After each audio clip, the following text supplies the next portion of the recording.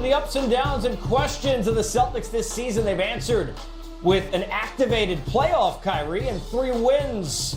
One away from being able to close out the Indiana Pacers. It's game time. Miles Turner is dressed up, which I know Smitty appreciates, ready for the game. Comfortable. Question is, can the Pacers find a way, for pride or otherwise, to get a win and send things back to Beantown? We'll break it down all day long. Playoffs here in the ATL. Let's go.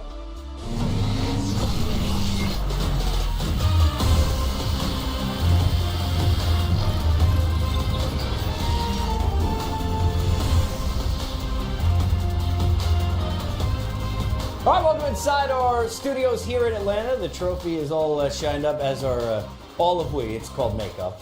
Full day of playoffs to get to, and action here at Game Time Live. Good to have you on board. Casey Stearns, Smitty, Tough Juice himself, without the hair this time, looking back normal. We got plenty of hair on this side as we bring in Coach Thibodeau, who's going to be with us the next couple of days, which I'm excited about. Coach, welcome, man. Yeah, thank you. Thanks for having me. This is the good-looking side of this. Yeah, right. If you haven't noticed. Just look at Smitty. He didn't want to say anything. We got a lot to get to, including a number of games to talk about later in the afternoon. Coming up, the Warriors, they're looking to take a stranglehold of their series. But we begin by talking about what's gone on in Indiana. And that Game 3 was another one to the Celtics. Indiana's had some opportunities, especially in Game 2, but they're now one game away from elimination. We bring in Rebecca Harlow, be part of the coverage on TNT. Rebecca, I said in the open, we've activated playoff Kyrie. It's made a big difference. I know he said the regular season didn't mean much. What are we seeing from this version, and how much of a difference has it made through 3 games? Yeah, well, Kyrie has just been absolutely phenomenal. I mean, when you watched him in Game 3, you put a 5 on him, he shoots over the top. He's just been absolutely incredible. He's just been so clutch. But I think one of the most important things that we're seeing from Kyrie in this series is how much he's involving his teammates. He's averaging 8 assists a game. And when he was getting trapped the other night in the fourth quarter, he's passing the ball. Al Horford is hitting big shots, so everyone is stepping up and he's making everyone around him better. And I think that when you think about all of the drama and the ups and the downs that this team went through during the regular season, that's all out the window because this Celtics team is playing so unselfishly, and really that starts with Kyrie. Rebecca, Caron Bulter here. How important is it for the Celtics to close out the series tonight? Well, you know what? I think they would love to close out the series, but here's the thing. I was talking to Brad Stevens and I asked him, how important is it? Just the question that you're asking me, because it would give these guys more rest and a chance to get ready for the second round. And Brad Stevens said, it's going to be really hard to do. In fact, we've never done it with me as a head coach here. So I went and looked at the numbers. He's coached 50 playoff games and he's never had a sweep. And one of the things that he said that's going to be really difficult today is that when you take a look at Nate McMillan, he's been very good at making adjustments. I mean, in Game 1, it was smart when he put Wesley Matthews on Kyrie Irving. In Game 2, he picked up the pace. That helps him a lot. And then overall, their switching has been fantastic. So the Celtics have had to work really hard for the points that they've gotten. So they understand that today there's a lot of pride on the line for the Pacers, and they're not going to go down easy. Rebecca, the question for me, as you talked about adjustment, is there any thought process of getting Tyreke Evans more time? He's only averaging 19 minutes, but he's been fantastic, scoring downhill, and he's shooting a 3 at about 61%. Has Nate addressed maybe playing Tyreke a little bit more? Well, yeah, Steve, he's been so tough. And in the minutes that he's been on the floor, he's been playing so hard. And he was asked that question yesterday, and he said that Tyreke actually, called to come out, that he would have gone with him longer in Game 3, but he's just leaving it all on the floor. He's just been so clutch. I mean, obviously, they've been struggling to find buckets, and when they've needed some big ones, they've gotten them from him. But, he could only give what he can give. I think overall for this Pacers team, we're going to have to see 5, 6, 7 guys in double figures if they're going to get that done. And in the first couple of games, they weren't able to do that. In Game 3, they have done that. So I think you're just going to need to see more of that from everybody today. Rebecca, Tom Thibodeau here. My question for you is, Nate has done a great job all year since the injury to Victor in selling his team on the belief that they could win by playing as a team. What is he selling them in this situation when your back is against the wall, you're down 3-0? How do you approach this game?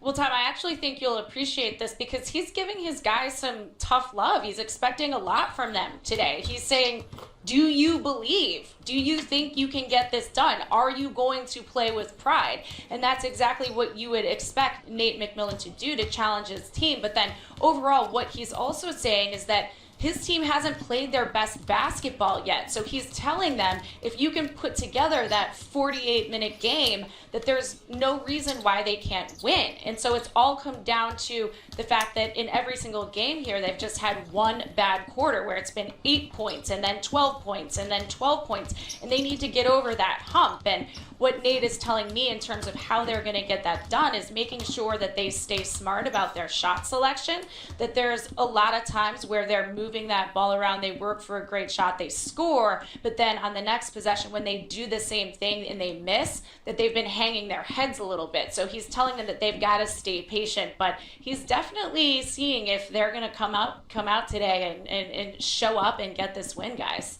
Well, we're looking forward to it. Glad it's warmer inside that building than it's been outside last couple of days in Indiana. We'll see whether or not the crowd has something to cheer about late in the fourth quarter. Thanks, Rebecca. Looking forward to the broadcast. Appreciate it. There's Rebecca Harlow joining us. So let's start here, Coach, because forgetting aside, we could do a whole show on, look, Tyreek Evans had 15 in the first half. I don't know about 19 minutes, and that's all he can give. Who knows with that? I know this. Brad said Nate's great at making adjustments. He has. He's done a great job. But how do you adjust as a coach to not having as much talent, especially without Vic, who you don't have and he's your best player? I mean, how do you get better without more pieces? Well, I think you just hit on that. And if you went back to the end of the regular season, those games that they had against Boston were very hard fought. And then what happened at the end, Kyrie took the game over. Same thing, they have also, Boston has Tatum. So when you look at how close these games are, I think down the stretch, that's where they've missed Vic the most. That's his time. So someone has to step up in those situations. But the Pacers have played great defense all season long. They've played extremely hard as a team. Those things could be the same. Your defense, how you share the ball, playing for each other. And they're going to have to play a great game. They're going to have to play a 48-minute game. They can't have a 12-point quarter. They have to be consistent throughout. You know, Smitty, and I don't want to date you. We talk about you playing with Dad all the time, but I want to talk about the one who used to be a little boy in Sabonis, because when you think about guys who can give more than they're giving with more opportunities, I know in the flow he's getting points, but this is a guy who you look at these three games and you wonder, is he getting enough touches and opportunities, Sabonis offense? Well, just kind of something what Coach hit on, and Caron knows this. We've been around. When you go into a game and they're more talented, you got to make the game grimy. You got to make it ugly. And I'm looking at the numbers. The numbers don't say everything, but -10 in rebounds for Miles Turner and Sabonis, you can't have that. And I know Al Horford and those guys, they do a great job of, boxing out. You got to win this game, the dirty game. +10 on the board for the Celtics against the Pacers. And I'm putting that on Miles and Sabonis. Both you guys got to come out. Your scoring hasn't been there, but you can rebound and defend. And I think for me, as those guys, you got to make it grimy. You don't have a closer like Kyrie, but we got to win those hustle board points, those grimy, those in the paint. I think the Pacers should do a better job than that, Caron. Caron, on the Celtics side of it, how much can we learn in 3 days that makes us, with 3 games, feel a little better about some of the roller coaster kind of a thing that we saw from the Celtics all year? I think that the pecking order is falling together in vertical order. They relying on Kyrie to step up in a major way, and I think he's doing a remarkable job of being the ultimate closer. And you can tell, one of the things that we touched on is that they have that guy on the opposing side. And you look at Indiana, they have to do it by committee. So they have Miles Turner, Young, Collison, Evans, all those guys that have to come together collectively and try to close the game. We've got a lot still to get to throughout the course of this day. We've got games all across the board. Here's the schedule. Celtics and Pacers get us started. We've got Golden State against the Clippers. Can Lou Will and company battle back? The Raptors and the Magic and OKC. We're rocking babies, but will it be Dame or will it be Russ who's got the last laugh? We've got more coming on the other side, including talking about what's gone up in TO and what's come down. A lot of points from not only Kawhi, but how about Siakam? The silent assassin. A dominant defensive player. He just goes to work. Hard hat on. with the steel toe boots. I'm in his hands. 11 1/4 inches wide. These mitts are absolutely the biggest things you've ever seen. Kawhi for the win. Oh, what a roll! Kawhi, clutch, and a turnover. Leonard. Raptors lead it. Leonard, how about that? You look at the numbers, and the guy who most likely is going to end up winning, and there are a lot of choices, the most improved player this year in the NBA, Pascal Siakam, he has arrived. He was the closer in game number 3, but look, Kawhi's been that all season. They've got a number of different options. So what kind of options does Orlando have to break back into this series and get things even? With more from down in Disney, here is Jared Green. We're all familiar with the old adage, defense wins championships. And truly, it was on the backs of their defense that the Magic even were able to make the postseason. However, after 2 lackluster offensive performances against the Raptors, they know they need to start outscoring Toronto. At some point, you're going to have to put the ball in the basket, which is the point of playing a game of basketball.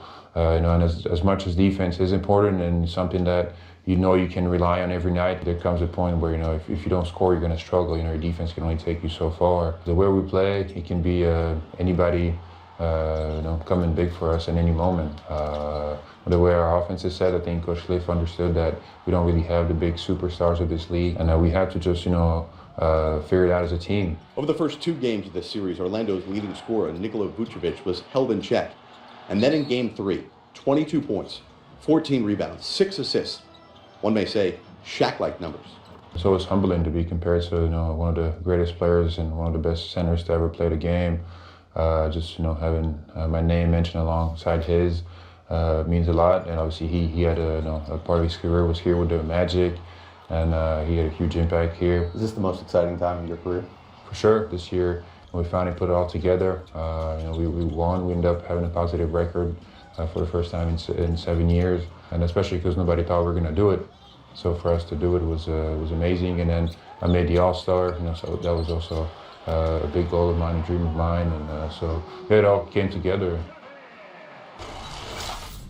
You look at this series and where we're at, and I think everybody knew, obviously, the favorites were going to be the Raps in this series, but we talk about Kawhi so often in the change. Let's talk about Pascal Siakam. Caron, 30 points in the last game. Give Dwayne Casey a lot of credit because really the work with him last year, giving him those minutes, set him up for here.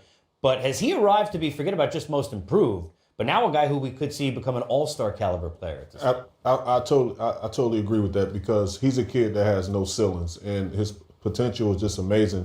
And some people exercise the right to make trades in the offseason, and some people wait for the development of guys. And he's a guy that developed on the fly. And you had to initially make a trade for with C.J. Miles at the trade deadline because of his development and what he's been capable of doing. Thinking that he will play in the foreseeable future. The foreseeable future became now, and he's playing at an amazing clip, and he's just playing amazingly well. So when Kawhi Leonard doesn't have those type of games, he's able to step up in a major way. Smitty, how does it change them moving forward? Not to put them past Orlando yet, but they're looking for, you didn't go get Kawhi, Messiah, in this spot for 1 year without the big goal. To have Siakam now raise to that number 2 scorer level, how does that help their goal and getting there the next few I weeks? think it's been great because, on paper it should be Kyle Lowry. In some games we all know Kyle Lowry doesn't bring it. But what I love about Pascal Siakam, he hasn't forgot about the defensive end. He's averaging 10 rebounds, also scoring 24 points. But I'm impressed because he's handling the basketball more for me. He only has 1 turnover in this series. And that's the one thing I've always saw him as a slasher.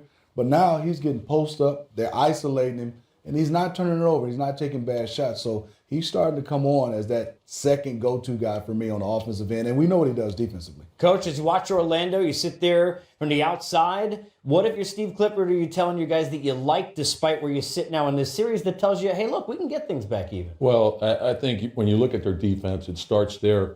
But in Game 3, Vucevic got going. And then they started making threes.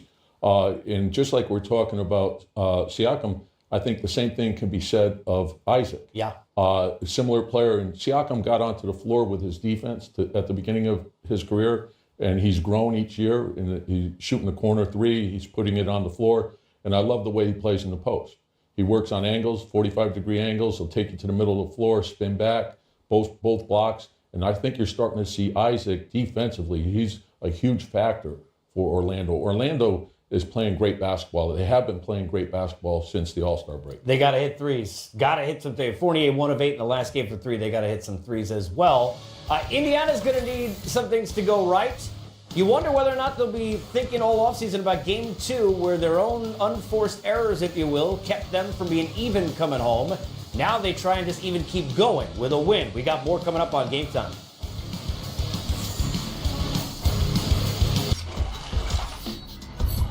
For Russell Westbrook, it was an entertaining game in the last one of this series that saw Oklahoma City get back down to 2-1, including rocking babies and bumping off Dame and doing the same. Now, Dame did give him 25 in the third quarter, but at the end of the fourth, it was this big shot that helped put things to rest, and one big dunk from Paul George that helped more conversation come. That in a second. In the meantime, from a head-to-head standpoint, we can tell there is maybe mutual respect from a standpoint of what they do on the floor, but not a general liking of each other, which makes it fun for all of us to actually see rivalries here in 2019. With more on that and a preview on what's coming up in game number 4, here's Stephanie Ray. It's well known in the playoffs that the team that makes the best adjustments generally has the most success. Paul George on Saturday admitted that he was not taking advantage of what the defense was giving him. He said he was doing too much. He says that he can make it easier on himself. Well, George and the Thunder have no intentions of making it easier for the Blazers. They're not perfect. They're subject to turn the ball over sometimes.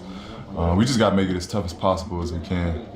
They're going to make shots, as you saw Dame get hot in the third. They're going to be special, but we got to try to speed them up, force them into what we want them to do, and live with the results. But make no mistake, it's not only the adjustments we have our eyes on, but also the battle of the point guards. It's just like two people fighting out there, and obviously I think the Dame is doing a really good job just keeping his confidence, because that's Russell's game. He's gonna yell, he's gonna scream, he's gonna get under your skin. But I think Dame is doing an amazing job. Dame and CJ keeping their coolness and calmness. Yeah, he's not gonna get under my skin. People don't get under my skin because it's just not gonna happen. I wasn't raised that way.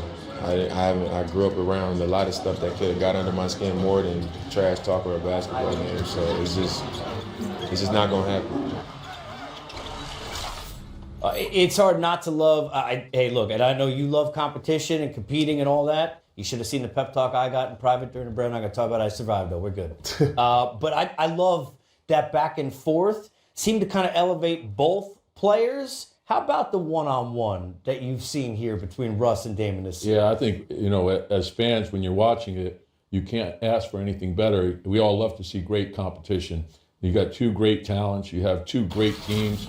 And what's happened, I think, in this series, Portland's very good at home, and so OKC is very good at home. And so it's changed. Now, the role players have to play well. OKC's bench has to step up.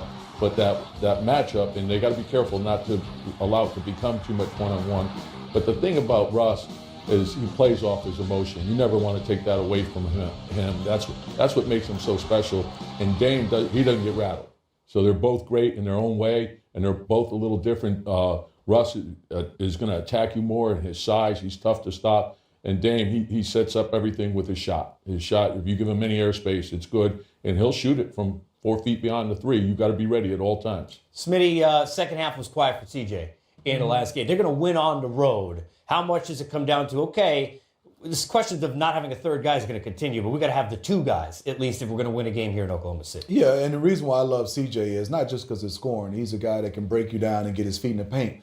They don't do it too much on the post-up, but I would love to see CJ, when he's going offensively, yes, to keep scoring. But I just think his ability to be able to break you down and get in the paint, to get some other guys easy shots. Dame is doing that better.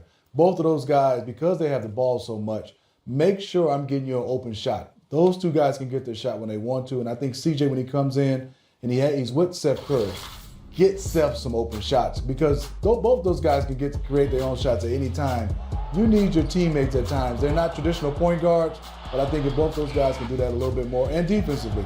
I mean, they held them to 39% OKC, went up to 40, but it was 48% shooting for OKC last game, and I know they're at home. Some kind of way Portland has to get back to defensively and making this a slower pace game. And Seth had one attempt from 3 and didn't make. You got to give him more opportunities. Let's talk about Paul George, because we know he's not the same version. He said, Caron, hey, look, I'm feeling better. I'll be fine. I'll shoot better. But I know you like the other things you see him doing in terms of ways he can impact the game, including getting to the basket a little more if the shot's not going to be there from three. That's why he's a huge asset to this ball club, because not only from a scoring standpoint, but defensively, he's able to switch out on Dame and CJ McCollum and take guys out like that out of the game and still utilize his versatility and be a facilitator on the offensive end of the floor. You see him in position where he's able to get his feet in the paint, be aggressive, put the pressure on the defense of the Portland Trail Blazers and get them in foul troubles, get them in the bonus early.